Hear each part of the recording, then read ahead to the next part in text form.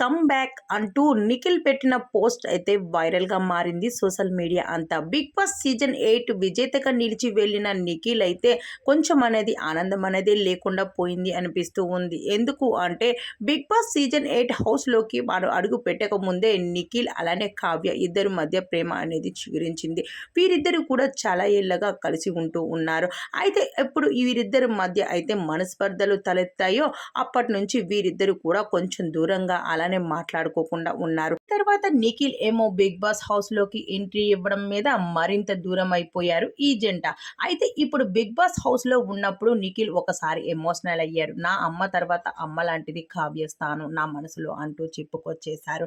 అయితే ఆ స్థానాన్ని అలా చెప్పడంతో ఒక్కసారిగా మరో పోస్ట్ పెట్టుకువచ్చింది కావ్య. ఎవరిది కూడా ఫేక్ మాస్క్లను మీరు నమ్మొద్దండి, అలాంటి వాళ్ళనే మీరు నమ్ముతారు అంటూ కావ్య ఒక ఎమోషనల్ పోస్ట్ ని షేర్ చేసుకుంటూ వచ్చింది. అలానే ఇప్పుడు నిఖిల్ కూడా మరో ఎమోషనల్ పోస్ట్ తో మన ముందుకి వచ్చేసాడు. ప్లీజ్ కమ్ బ్యాక్ కావ్య, నువ్వు నాకు కావాలి అని నేను వదులుకోలేను అంటూ చెప్పుకొచ్చేసాడు.